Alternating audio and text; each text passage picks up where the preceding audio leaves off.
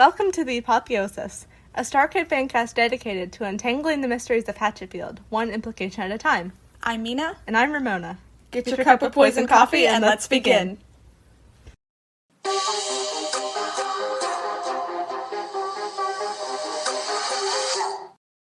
In today's episode, we talk again about the Lords in Black, particularly new ideas we've had and things that we learned thanks to Nightmare Time Season 2. So, a lot on Nibbly and Pokey. But first, our StarKid Spotlight is on James Tolbert. James Winston Tolbert II was born on August 7th, 1989, is 32, a Virgo, and a graduate from the University of Michigan. The first StarKid show that he choreographed was a Harry Potter sequel, followed by Twisted, The Guy Who Didn't Like Musical with Lauren Lopez, and Black Friday. Over quarantine, James did 4 live streams of StarKid songs. He offers coaching with acting, musical theater, and dance on Artists and Beyond. He has been an understudy for the role of Sky in Mamma Mia when the first cruise ship production traveled to the Royal Caribbean. James was also in the ensemble cast for the Broadway national tour of Mary Poppins. Another prominent role includes Simba in an adapted production of The Lion King for Disneyland in California and Hong Kong. He is an ordained minister.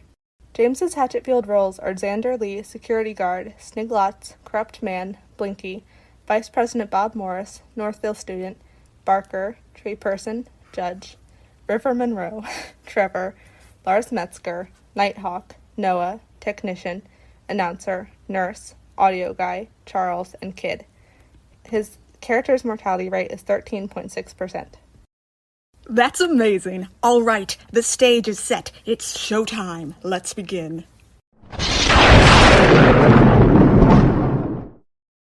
All right, we're back for our Lords in Black Part 2, and this is Episode 4. What do we want to do first? Let's start with the Nibbly one. Well, we first get introduced to Nibbly via it's like a sacrifice, right? Like, it's called The Offering. Yeah, the offering. And unfortunately, Linda is being sacrificed. Linda. So, like, that process is so strange. Like, I don't really get how it all works. He craves the power, the woman who wants to be Honey Queen the most. Mm-hmm.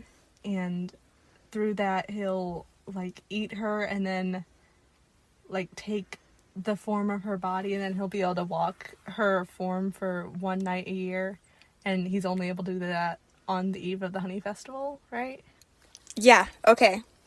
You're right. It says, one night a year on the eve of the Honey Festival, Nibblenephim, a lord in black, may walk the earth. If he is given the flesh to inhabit, and when he comes, he must feast, is the line. So, it's unclear whether or not he, like, after eating Linda, because you keep saying it like he becomes Linda. And the first time I watched it, I did not interpret it that way, but now I'm really curious if that is how it works. I mean, I don't know if he'll, like, become her, but I think he'll, like, take over her body, and, like, others will interpret him as her, like, think, oh, that's Linda walking down the street, but really, oh, no, it's Nibbly in her body. I think maybe it's like that. So is it possession? Yeah, because the line, if he's given the flesh to inhabit.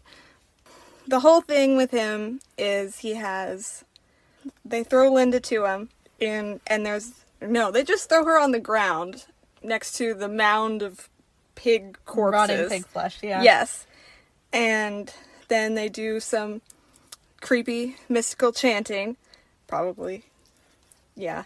Yeah, that was the Black Book stuff. Yeah. And it says the dead pig carcasses begin to, like, undulate, right? I think, yeah, undulate and writhe are the words. And they mold together into a new form that is Nibbly. Yeah. So he already has a physical form, because otherwise he can't eat a person. So he becomes a furry pink nightmare, is the thing. Where is he getting his fur from? Yeah, I mean, pigs have a little bit of hair.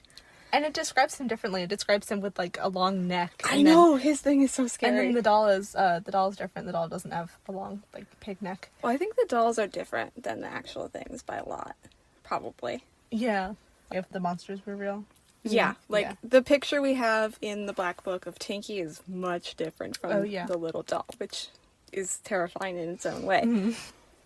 But this one, Nibbly is a furry pink nightmare, and he's got hundreds of pig teeth that coalesce at the end of a worm-like neck to form a grotesque smile. So he eats her, and then what happens? Well, this is the debate here. I think then maybe his form is more solidified, kind of. That's not the best word, but he's now able to, maybe his pig-created self is unstable, and eating a human will allow him to stay in this terrifying form. Oh. So if he gets the flesh to inhabit, he'll be able to stay for 1 night a year. Mm-hmm. So while he's in the pig form, he'll only be able to stay for maybe like an hour or something. Maybe. Well, he's in this... I don't know. Does he become Linda? Is our question here, and I'm not sure. And then is Linda aware of it? Like, if that happens, or does she just die? I think Linda dies. It's so... I love the end of that episode. It's and so great. ends the reign of Linda Monroe, Hatchetfield's newest honey queen. Yeah, it's great. So I think she definitely dies. She's been eaten by this terrifying mouth thing. So eating a person, it's going to mess up, like... So he's... This is he's such an awkward conversation. He's ingesting her. Yes, he's ingesting her, which is going to mess up the way her body looks. Yeah. So I think he stays in this monstrous form of his. But he's able to walk around. What does he even do? I was just gonna bring that up. Like, why does he want this? What? And then the song, one of the lines is, "Unlike the others, he'll devour you," which I think is kind of strange. And the song, they kind of make a big deal about him being different from his other brothers, which I think is strange. Yeah, I really like... I kind of, when I first heard the song, was centering on the fact that they mentioned the others, which they've been mentioned by name together before, but that's it. Yeah. So it was just strange. Oh, and I had a thing. I think it's weird that presumably he can only take, like, the shape, form, offering of women since it's the honey festival. I think that's weird. That's odd. Why, Nibbly? What are you doing? Do you have anything about that? The whole thing with the pageant is kind of an awkward thing that's gender-based. And I don't know... Well, I think it's just who wants it the most. I don't know if... Because what makes Linda so sweet to him is that she wanted this bad. Yeah. I don't know. I think they just use the Honey Queen pageant as a channel to get this person. Yeah. But I don't feel like gender would have an effect on how badly you want something. That makes sense. And then once Linda is... So she gets brought to the Witchwood by her father, by Roman, and we find out that he's probably been doing this for years, right? Like, he's been in the know about this for years. Oh, yeah. Definitely. Probably, like, decades, maybe. Mm-hmm. And, like, he's totally on board with it. He loves it. Yeah, there's madness and joy in his eyes. Yeah. So, I had a thing, and I'm wondering if maybe Linda was destined to be the Honey Queen, since at the beginning of the story, he calls her Piglet, and that was just because of her nose, because it stuck up at the end. Yeah. But, like, maybe that was just foreshadowing to the audience, but I don't think so, since, like, he knew about Nibbly, like, at the beginning of the story, so I feel like maybe Linda was always meant to be the newest Honey Queen that year or something. I'm not sure. I am leaning towards it being foreshadowing towards the audience myself. But I think this is because he is annoyed that Linda has entered this contest. Oh, yeah. He's not happy about it at all. He does not want her there. Yeah. He feels like she's disrespecting this tradition thing that he has. by entering. And I don't know. Maybe he's just that terrible of a person who would want his daughter to end up being sacrificed. Yeah, maybe. But I'm kind of leaning towards it being foreshadowing. Yeah. And also he says that her sons will get like wealth and power. Yes, I wanted to go into this too. In exchange for our offering, Nibbly will gift us wealth and power. Mm-hmm. That made me think of, there's lots of people in Hatchetfield who we already know of who are very wealthy and powerful, and so that made me think of, do they have any other connection to the lords, and have they been a part of this festival and like activity for years? Like, what's going on there? I think it's likely that the other kind of wealthy people that we've seen have at least some tie to this church. Maybe one of their ancestors was a part of it or something, or maybe they themselves. Like, the high rollers are probably, at least some of them. The high rollers are the people who are watching the Rollerama, and at least some of them probably know what's going on. And Sheila, we know for a fact, is. Oh yeah, of course. And she was the one who I thought of, yeah. Yeah, and Sherman has a line, and I don't remember if it's growing up or growing old, but he says one of them is for poor people. And we know that one of the things in the Black Book keeps you young. Mm-hmm. And because his mother has been doing the spell to keep her young for like 100 years. Yeah. I don't understand why she wouldn't use it on Sherman. Yeah, that's a good point, because we know she's extremely overprotective of him. Maybe in order for Sherman to have the gift, she has to give it up. We're extremely off topic at this point, but it's okay. Yeah, it's fine. He's talking like, why won't you give it to me? Yeah. He knows that it's a thing. I was gonna say that maybe she's just really selfish, but... Well, she is, yeah. She's really selfish, but also she cares a lot about her son, so I don't know. She cares about him not wanting crunchy pieces in his cereal. So I don't know. Yeah, I don't know. Let's try to get back on topic, though. Yeah, what were we talking about before? So, who else is there? There's obviously Linda, Sherman. Is that it? There's more people, right?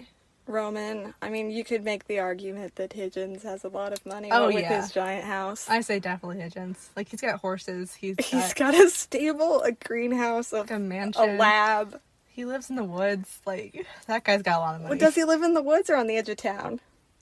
No, he lives in the woods. He lives in the woods? It says in 8-Man that he lives in the woods, right?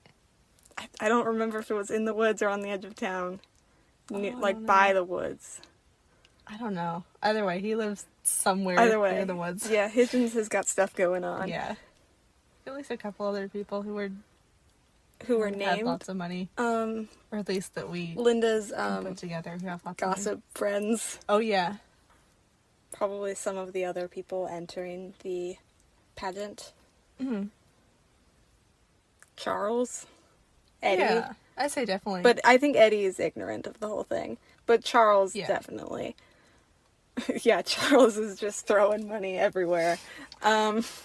Just willing to give away what? Like 130 million? 130 million? Something like that. It's 100 million, and he says that Otho was his $1 trillion pal. Yeah. So, anyone else who could be getting their wealth and power from this? Maybe some of the CCRP execs. Yeah. Oh, maybe Gary. I mean, he's Gary. a lawyer. Yeah. Yeah, maybe those are just, like, the most obvious ones. But, I mean, there's a crowd of high rollers at this thing, so there are others. Mm-hmm. Do you think that the Honey Festival was probably just made for Nibbly, right? Or was it just made for the Hatchetfield I'm not citizens sure. to just have fun? I kind of feel like, or do you have anything on it before I go off? I think probably, but I don't really have anything to say yes. I just like that idea, yeah. I feel like that the Honey Festival, maybe, because the festival isn't all about Nibbly. Oh yeah, you're right.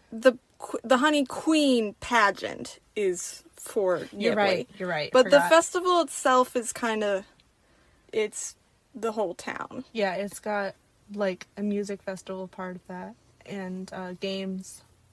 Perky's Buds was going to have a stand. Other things would have had stands probably too. Mm-hmm. Yeah, so I don't think the whole thing's for Nibbly. I think the pageant was created for Nibbly in order to get someone who would taste sweet to him. In this episode, we were also introduced to the Church of the Starry Children. Briefly, but still they appeared. Mm. And I'm wondering do you think this is just for Nibbly or for all of the lords in general? Oh. It's probably for all of them, right? I mean, so far we've only seen it for Nibbly, but I think it's probably for all of them. I don't know about Tinky since Tinky's so weird. I don't think he has any sniggles. I feel like he acts alone. Yeah, I don't know. Tinky's, I don't know. Nibbly maybe dethroned Tinky on the scariest factor for me. I'm not sure. Yeah. Maybe it's just because he ate Linda. Yeah. But I'm not sure. A part of me says it's for everyone because they had the Black Book before. Mm-hmm. Sheila says something about it, or maybe Roman says something about it being taken years before. Yeah. But I also feel like it's just for Nibbly because, or at least not for Pokey, because Otho hates the high rollers. Oh, yeah, you're right. He looks at them with disgust, I think is what it says. Well, even if it is for Nibbly, they 100% know about the other lords. Yeah. With Roman being her father, do you think Linda knows much about the church? No. I rewatched Honey Queen yesterday, and she seems extremely surprised. I agree. I don't think... She seems freaked out, like, not only by Nibbly, but she seems like her... Like, not just, like, her dad's betraying her to this giant, like, mouth god, but, like, he has been worshipping this god, and she has had no idea about it for years. So, I agree. I don't think she knows either. Yeah. But I am a little curious where she thinks her father's money came from growing up. Oh. Well, maybe it's like what Ethan said, like the stock market. Oh, yes, the stock market solves all your problems. And I guess I thought it was weird at the time, but I don't know if I think it's as weird anymore. But I made a note that Linda was the sweetest woman in Hatchetfield. Like, there's no one else who craves, I guess, power and to be adored, and she still wants that in this sense, though, right? I assume maybe he's more powerful or something when he eats someone who tastes sweet to him. There's a line, I think it's, Nibbly is a creature of hunger, desire, and passion. Yeah, that's it. That's what makes you so sweet to him, because you wanted it the most. Yeah, that's what I'm thinking of. So, would there be no one else in Hatchetfield who would, like, want it as much? Like, obviously there's Zoe, but I don't know. There is, because every year they have this thing, and every year who wants it the most changes. This is the True. 75th Honey Queen pageant. So, at least the pageant's been going on for 75 years. But I think this kind of ritual offering thing has probably been going before that. Just the pageant is an easier way to find. Oh, do you think that the lips in the theme song are Nibbly, or do you think they're just a reference to Rocky Horror?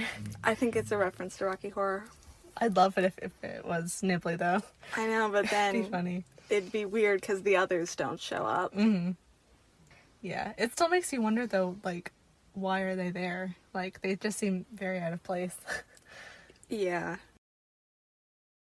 Okay, so Roman at one point says the Honey Festival is about ringing in the season. This is back to what we were talking about before. But he says the Honey Festival is about ringing in the season of Nibblenephim, not the pageant. Kind of goes against what I was saying earlier. So I'm not sure. Oh, like if it was designed just for Nibbly? Yeah. Yeah. It's weird that sort of not all the lords are equal. since, like, their levels of power are different. Since, like, Nibbly gets, I guess, he gets this whole festival and the others don't. I think part of it is just what we've been exposed to. Yeah, maybe that's true too. We've seen their names appear twice now in the stories in a specific order. It's first mentioned Jane's car, when Jane's patient is reading it out over the car in one of the first scenes. And the order goes Pokotho, Bliklotep, Karaxis, Nibblenephim, and then Wiggog Y'wrath. And it goes again, Witch in the Web, when Lex/Willabella is pulling out the dolls from her backpack. And then in the latest StarKid merch, it's written on the shirts in that way too. And so at first I thought maybe it was just like their birth order, but I kind of think that it's like their level of power. Like Pokey is the least powerful and then Wiggly is the most powerful. I think those two things could correlate. Mm-hmm. But I'm not sure about power since, like, Tinky's in the middle, but, like, time seems really important and powerful, right? Well, the thing like, is, he's time and space. Yeah. Which is just about everything. Exactly. But that specific order has happened, like, 2 times in canon and 1 time in merch, and that's no accident. Like, yeah, what is happening? I think what you first said, maybe birth order, if that's how these things were created. Yeah. If that's how it is, because you mentioned it first, who do you think is youngest and oldest? Wiggly's probably the oldest, right? Yeah, I agree completely. Because his title is the Lord in Black. I feel true. like if there's a leader, it is Wiggly. Of course. Yeah. And he's the one who we've seen actually physically appear first, too. Mm-hmm. Which I think is definitely significant. And then that would make Pokey the youngest. Do you think, is there anything else that it could be other than, like, age or power level? So, the only other thing I can think of is, it's not like a list, since, like, the map of Hatchetfield doesn't list, but it's, like, who gets to reign over, like, a certain part of Hatchetfield. Like, I guess it would work if you cut it into fifths, but maybe, like, each gets, like, a certain part of Hatchetfield if you cut it into fifths. And that brings me on to another topic, which is, we never see them in a different part of Hatchetfield other than a designated spot, right? Like, we are introduced to them in a certain spot, and they never leave that spot. That's why I really like the thing with those dots on the map correlating to each of them. But I don't think these guys would share. I don't think they'd share this thing with each other. They don't do that. They're not polite. They don't do manners. Yeah. Tinky. Tinky shows up in an alley. Oh. Well, yeah. But I feel like Tinky would be the one to get an exception. Tinky would get an exception if any of them were to. Yeah. But I think part of it is just maybe they have more power in this area, or maybe they can only enter to the world in this area. Yeah. Or something like that. Or maybe that's why Nibbly being able to walk the earth is such a big deal. Because the others can't move. But I feel like they'd be able to move. Well, Blinky can move. He can walk around Watcher World. Yeah, but Watcher World is still it's fairly small. Contained place. Yeah, true. And then that sort of, if they each do have, like, a specific location, they each kind of play with, like, a specific person, too, you know? Yeah. Like, well, Pokey has Paul, Blinky has Bill, Tinky has Ted, Nibbly has Linda, and Wiggly has Linda, too, kind of, which is weird. Like, why did Nibbly and Wiggly both get one person? I know, like, a lot of people center on this a lot, and I understand why.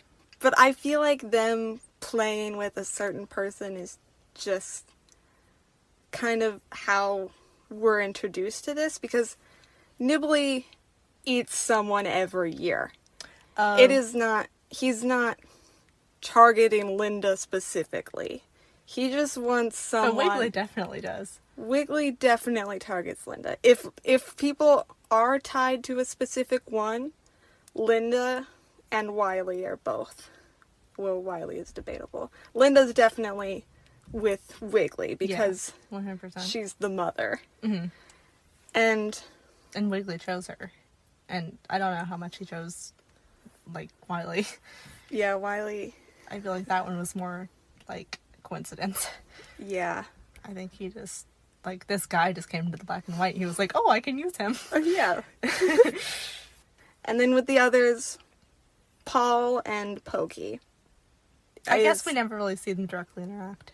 They never directly interact unless, well, they kind of do, because Pokey's controlling all of his infectees. Is that a word? Yeah, that's a word. All the people he's infected, he's controlling them, essentially. Yeah. And so when Paul talks to them, Pokey talks back. Yeah, so he kind of talks to Pokey, but also not directly. Hannah does talk directly to Pokey. But I do not think Hannah is directly tied to any of them in the sense that Linda... No, if anything, she would be tied to Webby. Yeah. Bill and Blinky. I think it's Bill and Alice. I really don't understand why people go, Bill is the one. I know, that one's always a stretch to me when I, like, hear that one. The other ones make much more sense. And also with Blinky, he's targeting everyone who goes to this park. It's not just Bill and Alice. Bill and Alice are just the ones that we watch get messed with. And Tinky has probably messed with people in the past as well. Yeah, he's got a full box of them. Yeah. So I feel like Wiggly's the only one who's got this one person who is, maybe two, Wiley and Linda. But Linda's like... She's like the main. Linda's required in order for Wiggly to get to Earth for some reason. But Wiggly also has Wiley. This is kind of... Wiggly has a lot of powers. Yes, he can do a lot. Compared to the others. That's part of why I feel like he's the most powerful, or the main one, if there is a main one. Yeah. So I'm not sure about the whole one person tied to each. And then the same thing with the letter thing is interesting. Mm-hmm. I think that's no coincidence. I think that's strange. There's Pokey and Paul, Blinky and Bill, Tinky and Ted, and then Wiggly and Linda, and then Nibbly and Linda. Those ones don't work, but the first three do. If you did Wiggly and Wiley. Oh, yeah. But then Nibbly and it doesn't hold up, which kind of... I mean, you could do Nibbly and Roman, but that one still doesn't work. Yeah. If you wanted to do, like, a different person who he plays with, I guess, but he doesn't really play with him. Or, like, target him or go after him. Yeah, I don't know if it's a thing, because it doesn't hold up. Maybe it's just coincidence, but it also sounds suspicious at the very least. Yeah, definitely. But it just, 'cause it falls flat with Nibbly, I don't know if it's a thing that we should center on too much. If it was a thing, what would it mean? Is there anyone with an N name? Noelle. Yes. Yeah, maybe. Yes. No. Are there really no N names in Hatchetfield? Oh, Nora. Yeah. Nora. Nora hasn't showed up again yet. And she is tied to Zoe. She's tied to Zoe, but... You never know. And there's a handful of people who we don't know who their first names are. Who's left that we don't know the first name of? Like Miss Holloway. Do we know? Yeah, Miss Holloway. Do we know Mima's first name? No. So there's her. It's Mima Chambers. Yeah. Yeah. There's probably others we're just not thinking of right now. Yeah, those are the main ones. Anything else on the Nibbly one? Oh, so my question is, how did he get out of the black and white? Yeah. Like, what's he doing here? How did he come here? Since he's probably, like, the second most powerful lord after Wiggly, and Wiggly is having a time getting out of the black and white. Like... Yeah, Wiggly's got to do whole portal thing. Mm-hmm. Nibbly just needs this small group of dedicated followers to it's probably only, like... do a ritual, and then he's able to come through. But only for one night a year, which is probably why it's easier. Wiggly wanted something more permanent. I guess so, yeah. Yeah, if it's according to the Black Book, then it's only, like, 5 followers or so. 5 or 7 or something. Well, if that's the same ritual, the thing in the picture. Mm-hmm. Yeah. Which I don't think it is, because they have the knife in the picture. Oh, yeah. And they just throw Linda to the ground in the offering. Do you think he eats her, or he just, like, swallows her whole? Like, does he chew? I think he chews. Gotta put those pig teeth to work. Nibbly's not gonna risk choking to death. I think I'm ready for Pokey, yeah. Okay. Pokey. I loved the Yellow Jacket episode so much. Yes. What do we want to do first? Let's talk about, like, what he is. What is going on with him? In the show? Or Pokey? Like, Pokey. Because, so we meet Otho, who is not Pokey. Otho was created in a lab, presumably by CCRP, because they do all this messed up stuff. Mm-hmm. So Eddie says to Ethan after Hannah's first match with Spitfire/Sophia, Eddie says to Ethan, he's some kind of experiment. Scientists went to space, landed on a meteor, and brought back something with them.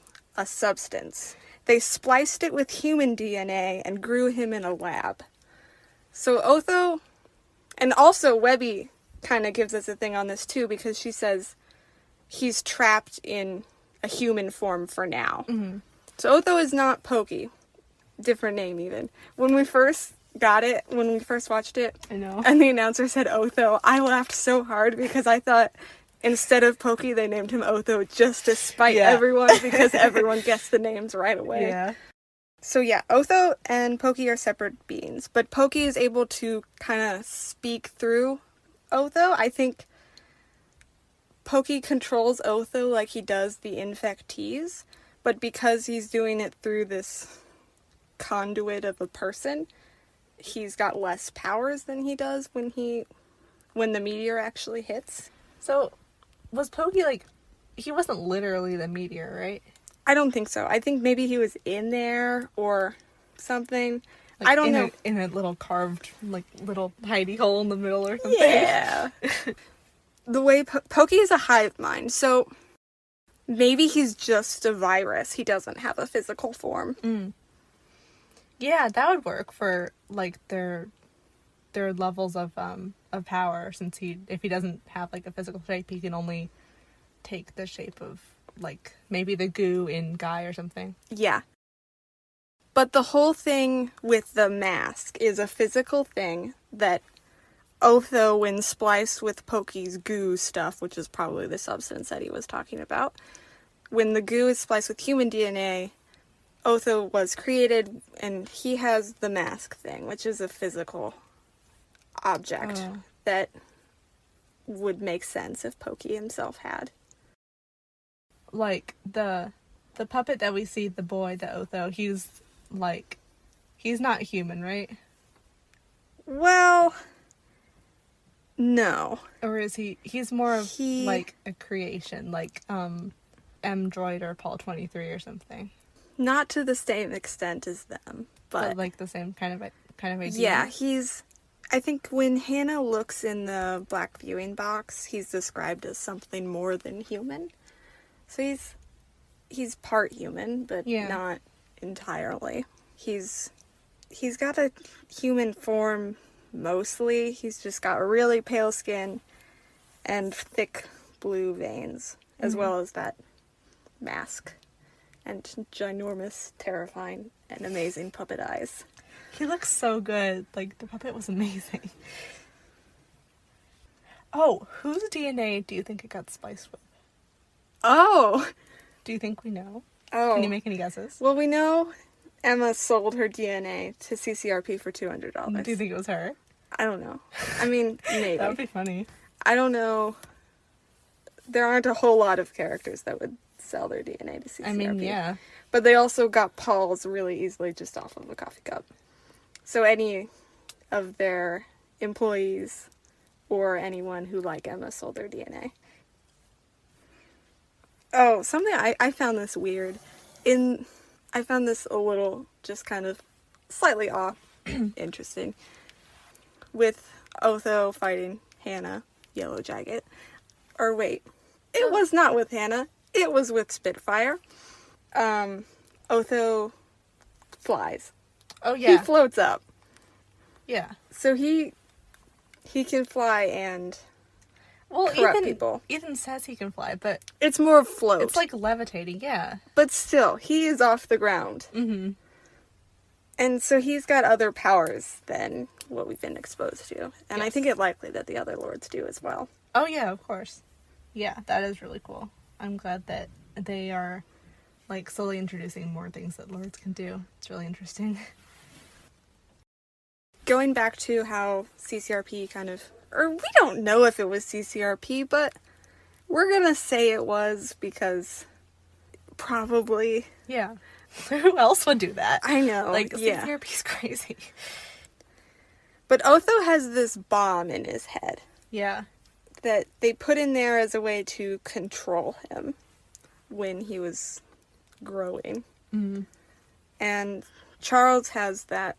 And Charles has this detonator switch that he threatens to kill Otho with several times, but we know he won't do that, probably. Yeah. CCRP has some sense. They know that this thing is powerful and dangerous. So Otho, unlike in Guy with the goo and everything, Otho lets out this tone that hurts you or something, and then the person this tone is targeted at begins to scream, and they're like the noises become one. They eventually become one, a perfect harmony. Mm-hmm. I just think it's interesting that it is different because it's different from in Guy. Yeah. Yes. It's another thing pointing at that Otho and Pokey are different things. I think this is another form of his powers being lessened or shifted in some kind of way. Oh, and I thought it was interesting how I didn't write down the exact line, but at first Otho could only do mind control, but now he can absorb people and become them, and they can eat and breathe, but they don't think. So that seems like they're zombies, sort of. So maybe they're like the zombies in Guy, kind of. Yeah, I think it's like the same kind of thing. But these guys don't sing songs. Yeah, you're right. They don't sing and dance for us. But yeah. The ones in Guy have been killed. All of them. Oh yeah, there's a distinction that they haven't been killed, right? Yes, these ones are not dead yet. Their hearts are still beating is a line that is said somewhere in there. And so, hopefully, Sophia and Bloody-Nosed Child are okay. Oh, and he can send visions to Hannah. Yes. Yeah. And it's just to Hannah, right? Like, we never see him send visions to anyone else. Not to anyone else, as far as we know, yeah. But, I mean, he could have. Mm-hmm. But yeah, the fact that he's able to send out a vision to Hannah, and Webby's not able to block it or anything. Webby says a thing to Hannah about how if Otho gets Hannah's mind, he'll kill all the kids and everyone else. She says, he's contained in Otho now, the he being Pokey, trapped in a human shell. Absorbing you will set him free. It's happened before. Mm-hmm. Do we know that event? Like, have we seen it? With the guy who didn't like musicals, he takes the mind of everyone in Hatchetfield, including Hannah. Oh! So, that was what she was talking about then? Maybe. Or, you know. Like a different timeline? Yeah. Yeah. Yeah, that would make sense. And, Pokey's taking after Wiggly. He doesn't like Webby either. I don't know if any of them like Webby. No, I don't think any of them like Webby. No one likes Webby. I was gonna say except Hannah, but Hannah banished her. No. And Lex used to like Webby, but now she kind of doesn't. Yeah. Another thing I wanted to bring up was that Pokey says he sounds almost exactly like Wiggly when he's saying this. Well, is that he says that he's talking about Hannah when he's saying this, that he wants to eat her, and that he's saying, well, he says, I'll eat them, but Wiggly says, I'll eat you. Yeah. And he says, you're being a rotten little banana, and then he, like, brings his voice up like that. Does Pokey do the banana thing? He does, right? I don't remember him saying that, but I know he calls her Hannah. Yeah. But I don't know if Pokey calls her banana. He might. Maybe I'm thinking of Lex. I think Lex does, or maybe it's Ethan or something. Ethan does. Ethan goes, go banana!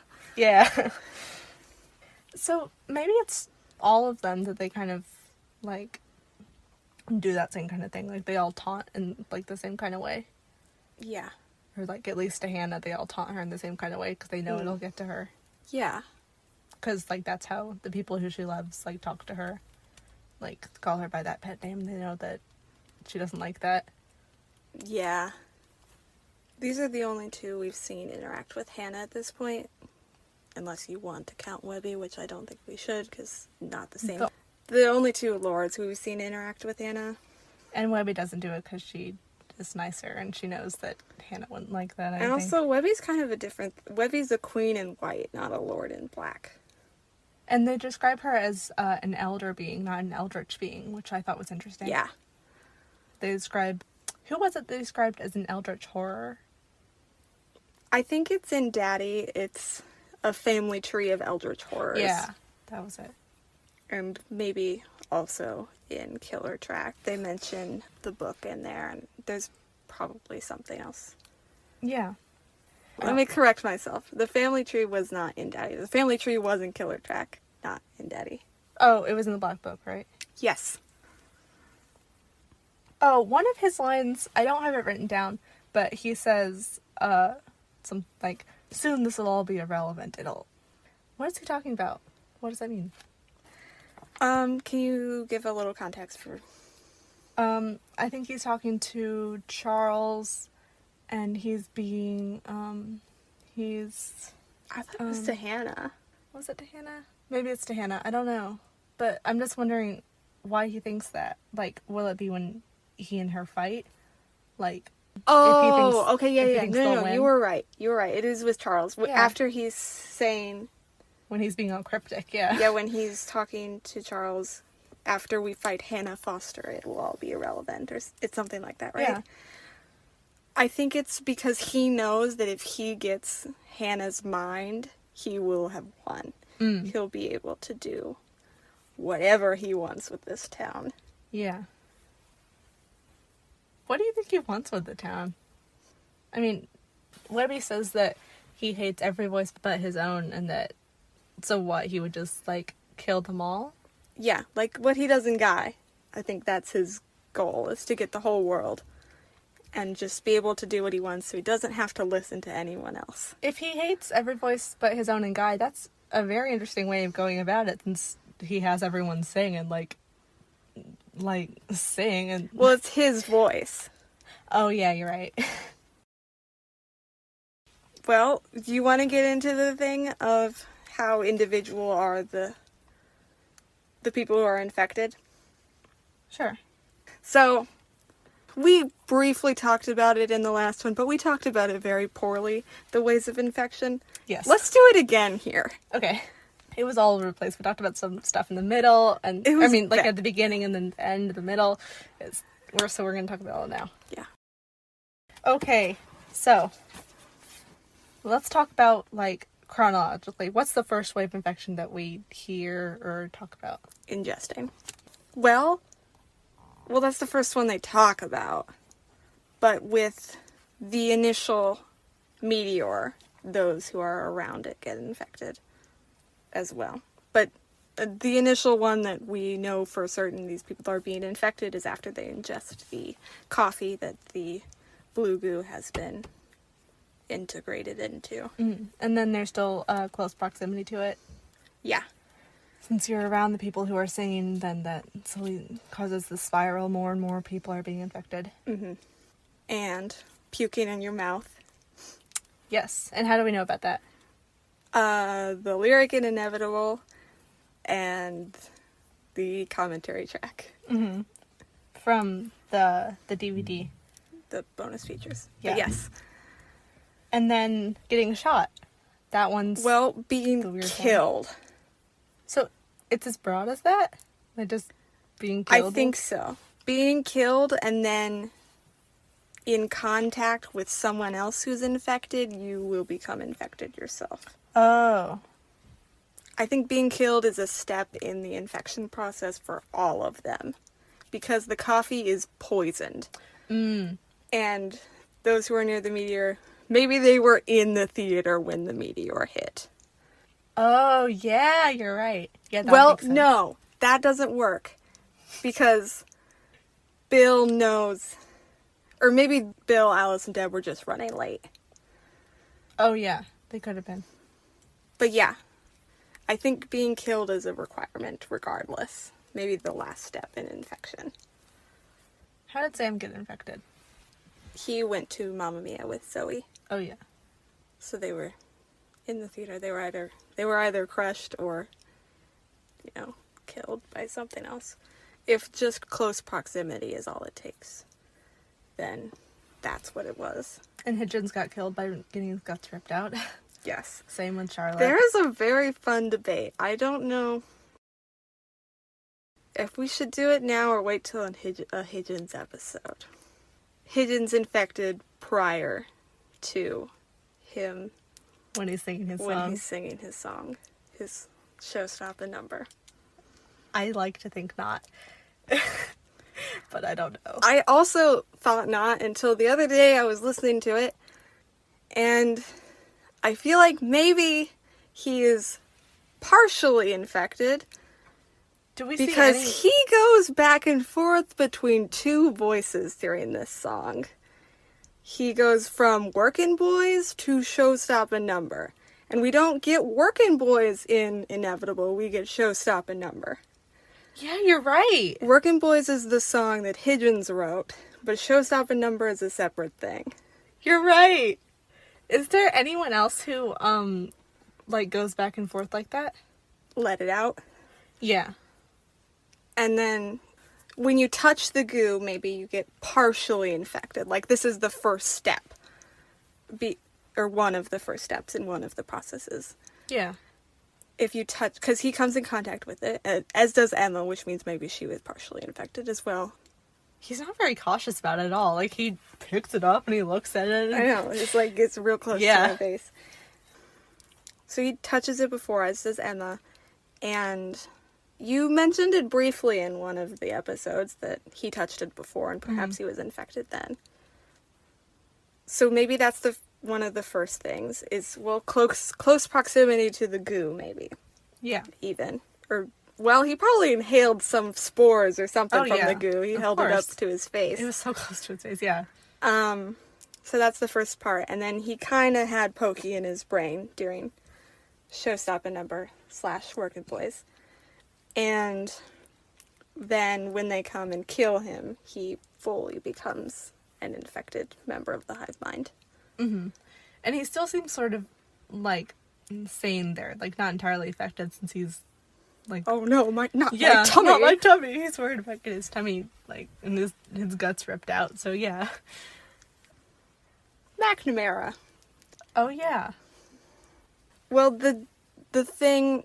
with this that I think could be a debate as to whether or not he's infected before he talks to Paul is because he's asking Paul if he wants to be with Emma. And we know revealing what you want to these beings is not exactly a good idea. Mm-hmm. Yeah. And then I feel like one of the weirder ones is how Ted gets infected since the light is brought up to his face. And I feel like that's very strange. Yeah, that one is odd. He does get shot before, so he's dying at the very least. And then maybe that's releasing spores. Oh, yeah, that could work. I still don't know what to call that, though. Well, it depends on what it actually is representing. Yeah, true. Is that all the major deaths? I think we covered it pretty well. Okay. Are there any other moments in that? Not in Guy, no. Okay. Back to Yellow Jacket. Can we talk about the My Milk? Yes. Okay. You want to start it? Sure. So, when I initially watched it, I thought the Mind Milk was, like, the goo in Guy, but I rewatched it the other day, and it's described extremely differently, like, than how, the goo is shown. Like, the goo is, it's like goo, it's like slime, and this is more of, like, a wetter substance, like, it doesn't hold together, and you can't, like, play with it like the goo, and... You're gonna play with the blue goo, don't do that, no. And... like, it's, yeah, like, you're supposed to drink it. Yeah, And... so it's described as being like a milkshake. Yeah. So yes, it is different from the goo. It's set, I think Eddie says it was created in a lab as well, like Otho was. Yeah. And it's described as a way of drawing out the kids' powers, their gift. Yes, it only works for half an hour. 30 minutes, yeah. Yeah. Do we really have nothing else to say with that? I guess not. Oh, and it pushes Webby out. Well... Or is that... No. I guess it sort of helps her out. Because Hannah ingested the mind milk, her powers were amplified. There's a really great description. I did not write it down. But it describes her, like, doors unlocking and... Yeah, and Webby's feet, like, skidding on the floor. She's getting pushed back out through Hannah's Different mind. description than I was talking about. But yes, also a great one. Yeah. But so when Hannah drinks this, she's got access to all of her potential. Yeah. And with all of this potential, she has the power to push Webby away. Mm-hmm. But the milk itself does not do that. Otherwise, Webby would have been... I guess so. Banished earlier. Yeah. During the match with Spitfire. Oh, I don't know. It's not a big thing, but I think Otho uses us and we instead of me and I. All the time? Yes. That's interesting. Who do you think he's talking about? Well, I think he also thinks of himself as being multiple beings then. Like the people Unless, well, this is Otho. So Otho is a piece of Pokey. And yeah, when Pokey's talking through the infecteds and Guy, it's also, we just keep running into each other and... You, Paul, have defied us thrice. Us, yeah. Yeah, you're right. So I guess he does think of himself as being multiple people. Oh, I'm very curious about the opening song in the episode. Oh, Yellow Jacket, the song. Yeah. At first I thought it was Lex singing to her mom, and then I thought it was maybe literally Pamela, like, singing to, I don't know. But now I've got no idea. What do you think it means? What shifted that for you? I don't know. Like, it's just weird. Like, the location, the house is sort of strange. And, like, just, like, the set, and they've got the cake. It's, that thing with the cake. It's Hannah's birthday. Me so much. It's really weird. But it seems like it's Lex singing. Like, she's obviously in character. I think it's Lex. And the specifically one line, the "go back to your boys" line, that line stood out to me. It's just being kind of weird. Now, I'm going to be honest with you. I do not know this song as well as I know the other songs in this season. I do not know why. I don't know where in the song that line is. But just what do you think it means? Maybe, well, the songs in, you know the term, didactic, non-didactic. Which one is this? Diegetic. Diegetic. Okay. Diegetic takes place in the universe, and non-diegetic takes place, like, outside the universe. So a lot of the songs in Evertime go back and forth between this. I feel like this one is not... And then some are more narrative, like... Yeah. We'll maybe do a song episode. That would be really fun. Yeah. Because the Hatchetfield songs, they get particularly the Nightmare Time ones. Yes. But yeah. Yeah. But I just think it's strange. Yeah, I'm not sure. I don't really have anything to say about that song in particular, other than the thing with the cake disturbed me quite a bit the first time I watched it. Yeah. I don't know why. It just did. But I guess you asked what shifted it for me. I thought maybe it might have been Pamela because she's smoking and we know that Pamela smokes. But I don't know.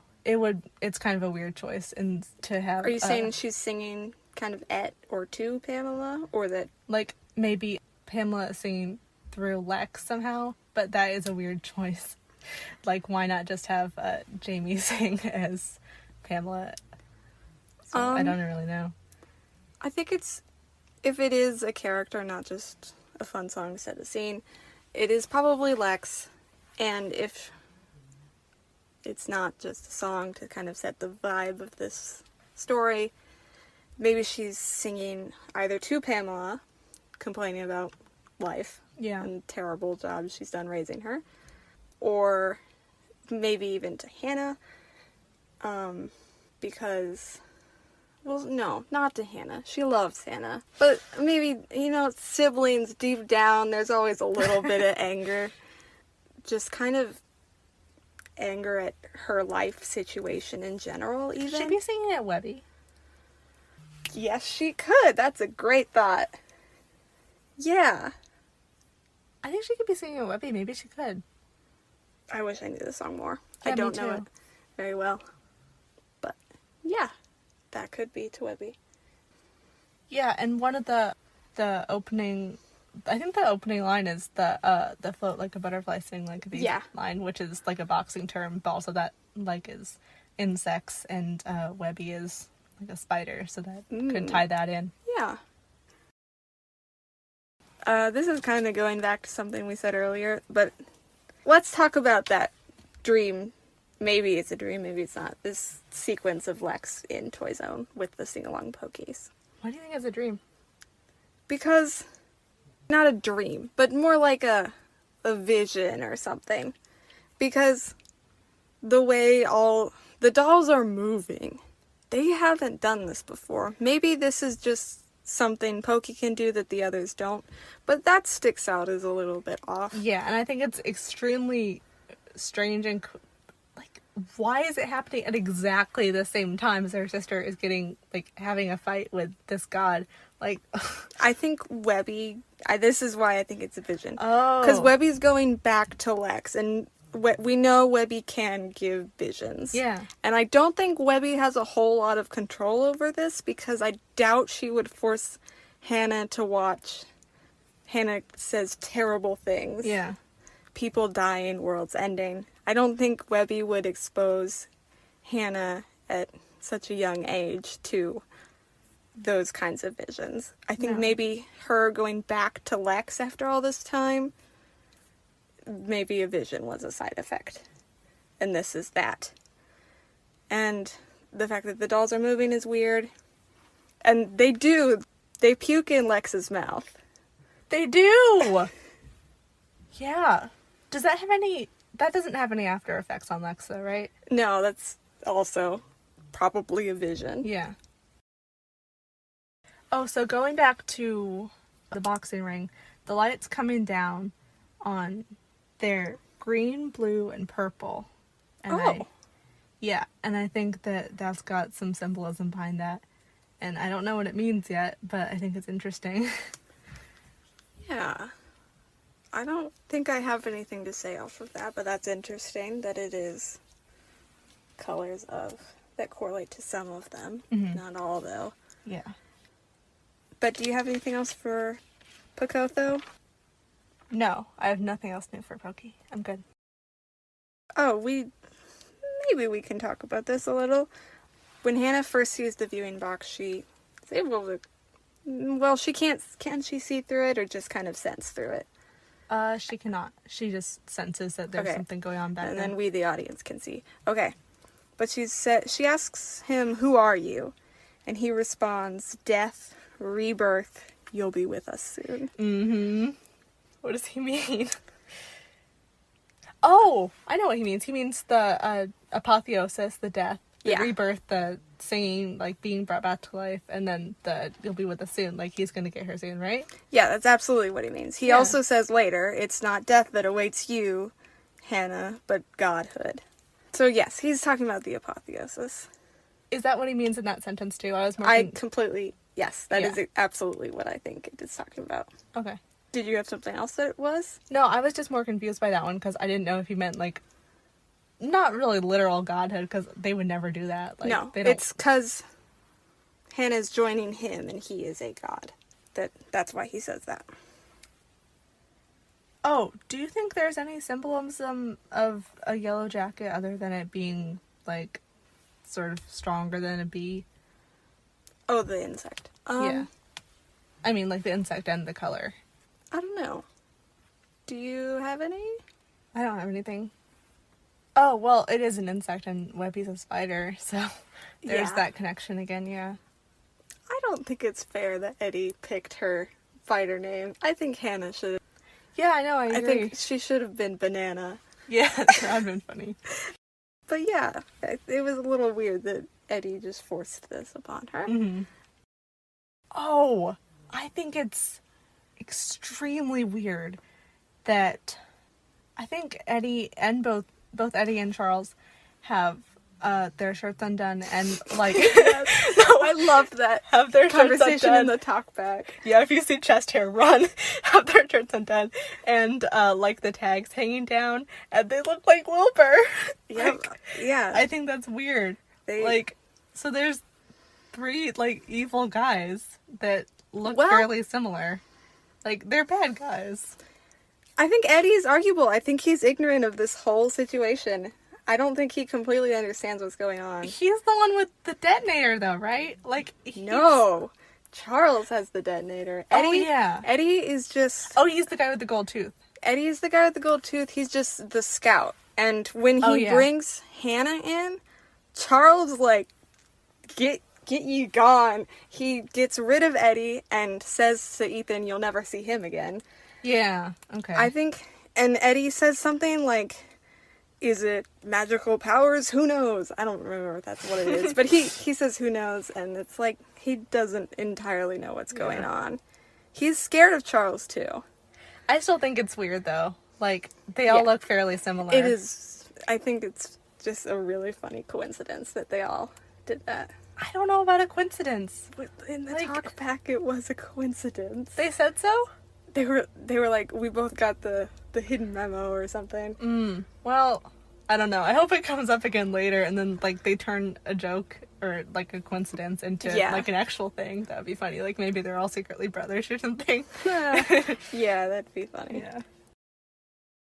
Oh, speaking of Wilbur, his name literally translates to wild boar, which I think... Wait, which name? Wilbur Cross, or Wiley? Wilbur. Okay. Which I think is interesting. And I don't know how deep it is. What language is that?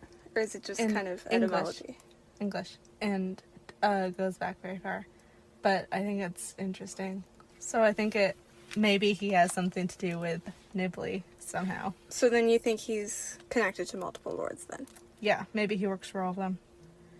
I still think he's just Wiggly. I mean, we don't have anything to say yes or no. Wiggly calls him my Uncle Wiley. Oh yeah, he does. Well, he's kind of possessive of things though, isn't he? Yeah, Wiggly's a little... Yeah, but maybe because the announcer thing... Cool. Okay, so the word Wiley, not spelled how his name is kind of... But it's someone who is a character like Uncle Wiley is.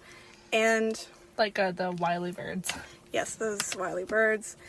And wild boars are kind of in... Like cunning. And yeah, they're difficult to kill and hunt. Yeah. And I still think it's interesting though. A Wiley... The word Wiley could be a word to describe a wild boar. Yeah, true. I still think it's interesting, though. But yeah, I hope it comes back. Yeah. It's... Even if it is a coincidence, it's a cool We're going to try to figure out a way he's connected to the others. So, Wiggly, obvious. Yeah. Nibbly, what you just said. Blinky, potentially an announcer voice. Yeah, announcer, yeah. And then maybe like what happened to Ted's mind to a lesser extent happened to Wiley. Oh, yeah. That would make sense. Like with Tinky. Yeah, but not to the same extent. Or this could also, whatever happened to Wiley that Made him lose his mind? Yeah. Yeah. Could be, there's a kind of it's not super reoccurring, but it's not uncommon for if someone sees a terrifying, like there are some beings in certain stories where if you look at this thing, you're gonna go crazy. Oh, yeah, of course. So maybe that's what happened when he saw Wiggly. Yeah. I mean, yeah, you could say that is the same thing for any of them, or you could say that, like, you could do that for Pokey or Tinky, too. But, I mean, we see him sing. You see him sing. So maybe he got infected. Yeah. Yeah, so it could work. I mean, if you stretch it far enough, but yeah, maybe not as well. I mean, who knows? Maybe he is, like, actually biologically their uncle. That'd be really funny. You never know. I mean, maybe one day we'll find out. Yeah, I maybe. hope so. That would be really funny. Do you have anything new on any of the other lords who we did not get information on with Nightmare Time Season 2? We did get a little bit of Tinky, but... I have something new on Tinky. It's really small, though. Okay.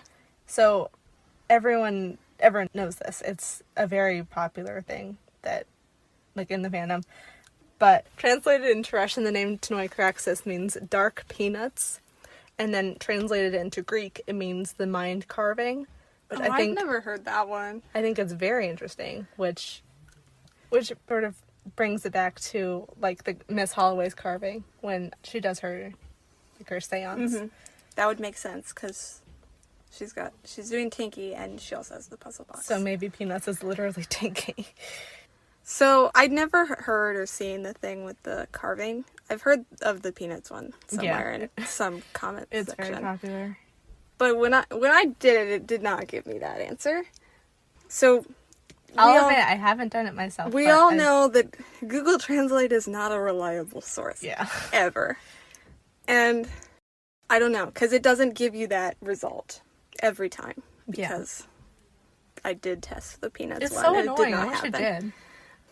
So that does kind of at least wrinkle this idea. Yeah. I mean, it's not huge, which doesn't really matter that much, but I still think it's interesting. If Peanuts was Tinky, I want Peanuts to appear. But yeah, I want Peanuts to appear at some point, because I think we've all kind of just been forced to love Peanuts at this point. Peanuts is great. Because Emma, who doesn't like a lot of people, likes Peanuts. Yeah. Paul likes Peanuts. There's a really great song about Peanuts. Peanuts song is so random. Oh my god. I love it so much. It's great.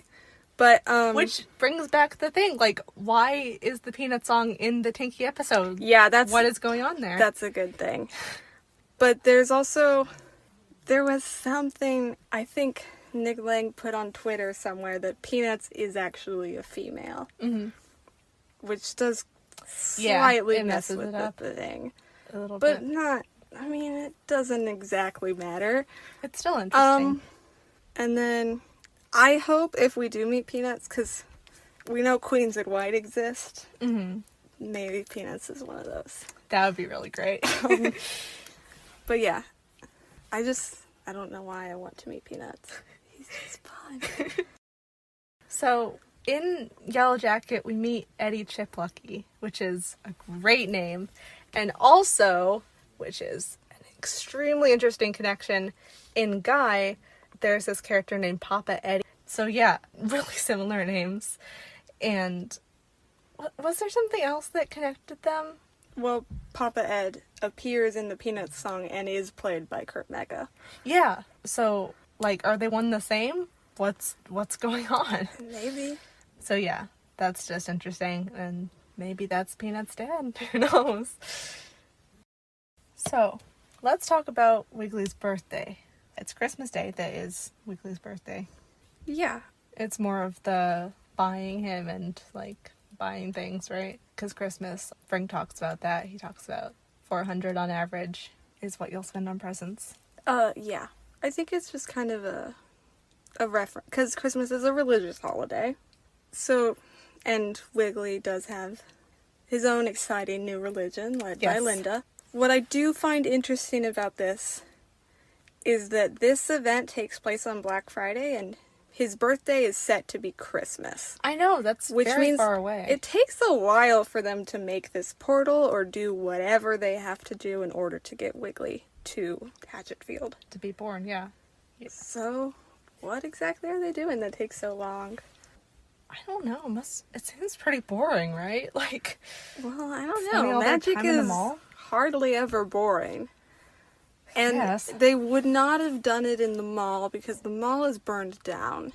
Oh, yeah. True. I think likely it would have been in the woods or they wouldn't have burned it down at that point. It only got burned down because of Lex. So the mall is gone, right? Or is it still there? I'm really confused. Are we talking about if he had been born or not? So if Black Friday ended differently and something happened and our, I guess, heroes, fourth perspective, died, or if our heroes died or were held captive or something, instead of being killed, though they probably would get killed, sacrificed to Wiggly, burn with the Cinnabon. Yeah. And then what would so yeah, you're right, the mall would still be there. So he would have been born in the mall. Probably. Yeah. I'm wondering about what part of the mall. Like, a shoe store? Like, a restaurant? What part? Would he have requested what part? Probably. Well, we don't really know a whole lot about the way Lakeside is set up or anything. True. But other than the Toy Zone is there. And I think that's all we know about the mall, right? Any other stores are for sure there? I don't know. Well, there was the Cinnabon, but not anymore. Was it a part of the mall, though? Well, it's in the mall. Yeah. Is it? Yeah. Linda wouldn't go, like, down the street to burn the Cinnabon. She doesn't have time for that. We know a few other stores next to Season 2, but I don't know if they're in the mall. Yeah. Guitar Zone and Party Zone. Oh, yeah. Nameless Liquor Store. Mm-hmm. And Miss Retro's was also the new one. So, yeah, like, going back to if they each have, like, a specific location, like, Wiggly's would probably be the mall if he was born there. And Pokey's, his would probably be the Starlight, right? Yeah. Like, I don't know where else his would be. I mean, you could make an argument for the Rollerama, but I think the Starlight is more prominent than that. Yeah, definitely. Blinky's would be Watcher World. Tinky's, his would probably be CCRP, right? Or... We don't have a lot on Tinky right now. I guess it could be the Natural History Museum. Where... Is it a Natural History Museum? Yeah, it's where Paul and Emma got married. I did not remember that. Okay. Yeah. And then Nibbly's would, I guess, be the Witchwood. Well, I think it likely that the church has some kind of church, like a building, somewhere. Probably in the woods, right? Oh yeah, everything's in the woods. But they've got some center of operations. Actually, no. It's probably in Starry Cove. Why? The Starry Children. Yeah, it probably is. Good point. But yes, I think Nibbly is tied to them. Mm-hmm. This is another thing that the group is probably mostly, if not completely, for Nibbly, not the others. And then, do we know how Wiggly is able to talk to people in the real world? And how is he able to, like, project himself through Ethan's... It's his dead body, right? Debatable. At that point? Debatable, but one of the options is yes. Yeah, I want to know what you have to say about that, too. So the only person we see Wiggly talk to directly is Hannah. And Hannah, we know, has psychic abilities that others do not. Oh, yeah. And Pokey is able to give Hannah visions, and I think Wiggly gave Hannah the vision that is Ethan. Potentially. That is our other option, if it's not him possessing his lifeless corpse. Yeah. He's able to talk to Hannah when she's holding the Wiggly doll. Oh, yeah, you're right. But that's it. With the exception of when they are in Miss Holloway's Nightmare Time. Mm-hmm. And then we do kind of see him talk to Linda, but we don't get that audio ourselves. Yeah, I'm very curious of how that works. Like, what is Wilbur doing, like, when he... Do like, you does see that thing? him? Yeah. Yeah. So, Linda was chosen long ago to bring about the birth of Wiley's friendly wind. Yeah. How long is long ago to him? I think like, it would it would make sense if it was in the Black Book. Oh, like it's prophesized? Yeah. That would be cool, yeah. But so Linda's directly tied to Wiggly. And so Linda can talk to him because she's got this tie of some kind to him. But it only starts happening when Wiley is there. Or perhaps Wiley is just talking to Linda, pretending to be Wiggly, or in Linda's eyes, this is God. Oh. Because when Linda finally does get a Wiggly doll, Linda's talking like she can hear him. Yeah. She's like, your voice is so far away. And then when she finally has one, she says, I hear his voice. I hear his voice. Yeah. And launch into song. Yep. So we see him talk to those two, but that's it. And, well, they're in the black and white the other time we see him talking, so that's not the same debate here. I'm very curious how are Tinky and Blinky able to get out of the black and white? Is that just more of a power thing? Like how... Is it actually them? They're described as being in bodysuits. Oh, yeah. I guess you're right. That does bring back up that question, yeah. Oh, this is going back to Yellow Jacket, but do you think that there are other, like, dolls of the other lords? Since Yes. there's a Sing-along Pokey doll and Tickle Me Wiggly doll. Yes. I think they're... Well, I don't know if they'd get sold at Toy Zone. What do you think they would be called? Got Tickle Me Wiggly, Sing-along Pokey, Feed Me Nibbly, Yes. Toy With Me Tinky, Tell Time Tinky. Maybe that would be one. and what would Blinky be? Well, the Blinky dolls exist, and they're just called Blinky dolls. Yeah, you're right. But if they were sold at Toy Zone, what would they be called? Blinky doll, now sold with binoculars. Something like that. Yeah. The Blinky doll name. I guess the only thing I can think of is, like, Watch Me Blinky, but that doesn't make any sense. You could twist it in something, like with Watch Your World, yeah.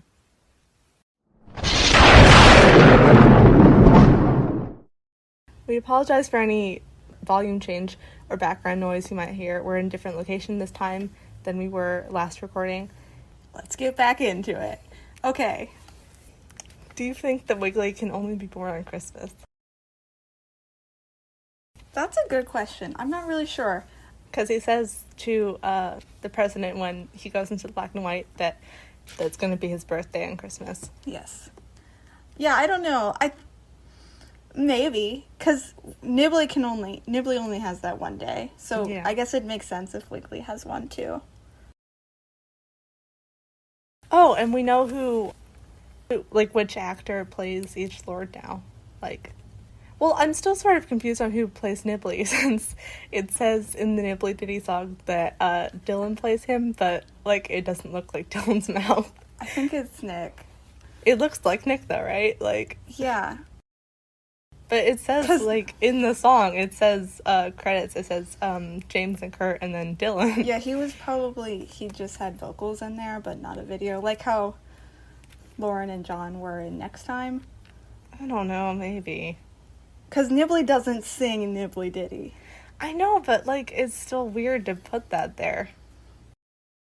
I think that's all it was. But maybe. Yeah. Who do you think paid $7,000 for a Wiggly? Because Ethan says, got someone willing to pay $7,000, and then Lex says $700, and then he says, no, $7,000, and they all get really excited. Yeah. Does this person need to be in Hatchetfield? I feel like it could be anywhere. In Clydesdale, maybe? Or the world. I mean, yeah. If it was someone in Hatchetfield, the only person we know wanted one who didn't get one is Bill. But I don't think Bill would pay $7,000 for a Wiggly doll. Oh, yeah, he does want one. Paul says that his buddy Bill wants one, yeah. No, I don't think Bill has that kind of money to just waste on a Wiggly doll. Yeah, I don't know There's no one really that it points to at all. I mean, there's Sherman, but Sherman's already in line. Yeah, Sherman. Sheila's not going to give him any more money than and she already has Sherman's for these dolls. Sherman's already planning on buying all of the dolls, so there's no, not really any point in him trying to buy one online. But I'm not sure. I feel like it's gonna come back later, maybe. I mean, everything in Hatchetfield's like that. It always comes back. I don't know. Not everything. A lot of stuff, though. Yeah. Nothing is just one-off. Mm-hmm. Oh, do you think that the lords have prepared things in advance, or do you think they're, making things up as they go? I think a little both. Anyone who plans anything, something's going to go wrong along the way, and then they have to figure out how to get back on track, and then something else throws them off track. There's some kind of plan. Wiggly's plan is corrupt these people using these dolls. Find a prophet. Find Linda. Yeah, find Linda. Because Linda she's chosen long ago. Mm-hmm. To bring about the birth of a Wendy Wend, yeah. Yes, and then have Linda lead the corrupted people into building the portal so for him. Yeah. So that is his plan, but of course things go awry with McNamara and Hannah and everything. And I don't think Blinky doesn't have a plan. He's sort of just there for the ride, he's just having fun. Blinky is kind of just having fun watching these things happen. What about Tinky? I feel like he's kind of the same as Blinky. Yeah, Tinky's just playing with people for fun, as far as we know so far. Yeah. I mean, and then maybe there's something deeper than that. But. Yeah. And then Nibbly has his plan since he's been doing it for 75 years. Yeah, but while he's on the earth, what is he doing? Yeah. There's that question again, why, what's your plan? Why are you doing this? What do you want? Mm-hmm. And then Pokey. Yeah, we know his plan. We know Pokey's plan. Yeah, he's very vocal about his plan. Can you guess, as to who their daddy is? The lords? Yeah. Well, I think if the lords have a daddy, we haven't met them yet. Because Nick only comes in for that one line in the Nightmare Time theme song in the beginning. Yeah. So if we ever meet him, I think it would be him. He would play that character. Oh, yeah. That'd be cool. Yeah. Yeah. Oh, do we think that Blinky dies? I rewatched the clip where he got shot the other day and Al shoots him in the eye. And he's got, I think it's the purple sludge that, spills out over his eye and it goes through the whole park. Yeah, and into the woods, dispersing into the woods, yeah. Mm-hmm. And he, screams in pain. He does scream. That could just be him screaming in pain, not, actually knowing that he's gonna die. It's... Because if he did die, we probably won't see him again. Which... I think we'll probably see all of these guys again. Yeah, they're too good to just throw away like that. Maybe he did die and there's a way for him to come back somehow. Yeah. Do you have any ideas on it? I mean, I don't know if he can, regenerate himself like that.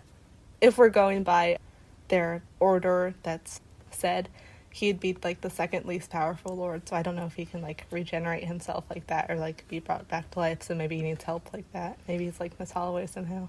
Yeah. I don't know if we should take that order as being their power level as something we take into account frequently. Yeah, because it's not, it's a great idea, but it's a little it's not so abstract that it's kind of... If we base other things on that. It's not abstract since it's happened so frequently. It's not abstract, but we don't know what the order means. Yeah, it's not confirmed yet. I did some research on Wiggly, and he is similar to Cthulhu, since he's got, sleeping and underwater, and he's, an underwater guy. And his face. Yeah, his face. And Cthulhu is described as being, he has, vast dark powers, and he can do magic and telepathy and stuff. Oh, and he can make people go crazy, which that kind of brings it back to the Wilbur thing. If Wilbur saw Wiggly, then that made him lose his mind, maybe. If that's... Yeah. And I just think that's interesting that they're pulling from this world. I think it's really cool. Yeah. So, one of the lines in, I don't remember which song it is. Just say it, and then I'll probably have it. One of the lines is that Wiggly preys on the worst of your fears. Which song is that in? In Made in America, there's a thing. Well, do you think we've, like, seen this before? That's sort of, like, Pokey's thing, like, him going after what you want. This is, like, Wiggly's way of getting people, kind of. Yeah. I think we talked about this in the first part, how they all do this. Yeah, but, like, is there an exact thing that we can pinpoint and say, like, this is an example of that? Him preying on fears? Yeah. Or they prey on wants more than fears. But Yeah. it could be the fear of not getting the thing that you want. Yeah, Linda's is the most obvious, with her wanting to be adored and loved. And then Tom's is, doesn't want to, like, lose his son. He's worried about that. Like, he still wants his son to love him. And he's trying to, like, reconnect with him again. Yeah, I don't know if there's a whole lot to go on here. Oh, in the Wiggle song, when Linda's singing, one of her lines is, all the wills that he will have to bend when he ascends. Yes. Do you have anything on that? I think that's referring to how he kind of corruption messes with your mind and Yeah. then bends you to his will, kind of.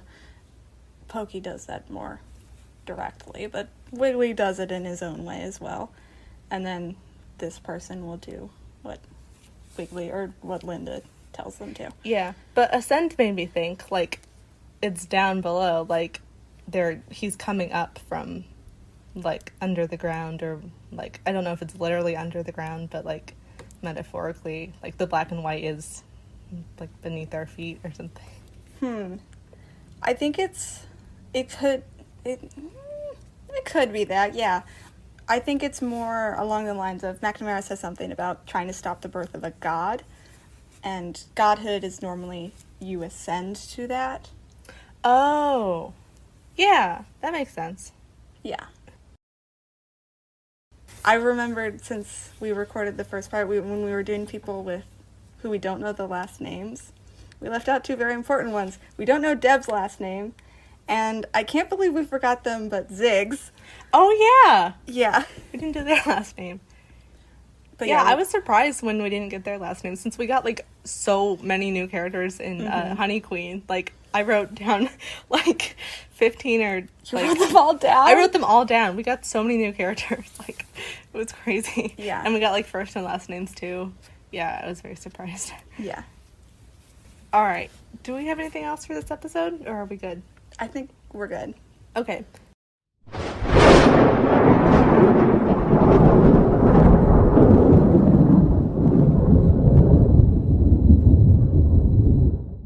Alright, that's all for this episode. We mostly talked about Nibbly and Pokey's debuts and how they each work and operate, the Church of the Starry Children and its connection to Nibbly, and we touched a little bit on Tinky, Blinky, and Wiggly as well. Thank you so much for joining the Apotheosis today. Next episode, we will talk about the Fosters. So Hannah, Lex, Pamela, and we'll probably talk a little on Ethan as well. Our doors are open, so don't be scared to contact us at the Apotheosis Podcast on Instagram, Gmail, and YouTube. We hope you have a la-di-da-da day. Day.